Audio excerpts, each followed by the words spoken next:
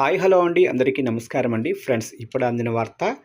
దేశంలో మళ్ళీ పెరుగుతున్న కరోనా కేసులు అంటూ అప్డేట్ అయితే రావడం జరిగిందండి.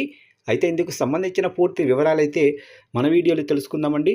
వీడియో మాత్రం పూర్తి వరకు చూడండి ఫ్రెండ్స్, అప్పుడే మనకి పూర్తి సమాచారం అయితే తెలుస్తుంది. లేట్ చేయకుండా టాపిక్లోకి వెళ్ళిపోదాము.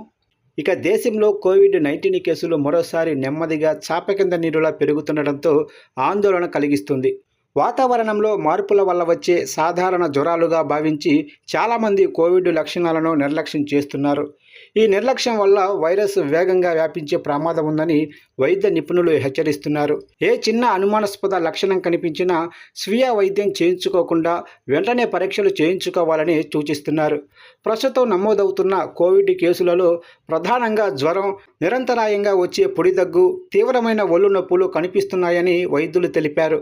వీటితో పాటు విపరీతమైన అలసట, గొంతు నొప్పి, వాసన లేదు రుచి కోల్పోవటం వంటి లక్షణాలు ఉంటే ఏమాత్రమూ ఆలస్యం చేయకుండా ఐసోలేషన్లో ఉండాలని స్పష్టం చేస్తున్నారు. ముఖ్యంగా వృద్ధులు, శ్వాసకోశ సమస్యలు, మధుమేహం, ఇతర దీర్ఘకాలిక వ్యాధులు ఉన్నవారు మరింత అప్రమత్తంగా ఉండాలని హెచ్చరిస్తున్నారు. పండుగలు, జాతరలు, రద్దీగా ఉండే ప్రాంతాలకు వెళ్ళేటప్పుడు ఖచ్చితంగా మాస్కులు ధరించాలని, శానిటైజర్ వాడకం, భౌతిక దూరం పాటించడం వంటి ముందస్తు జాగ్రత్తలను మళ్ళీ అలవాటు చేసుకోవటం మంచిదని నిపుణులు సూచిస్తున్నారు.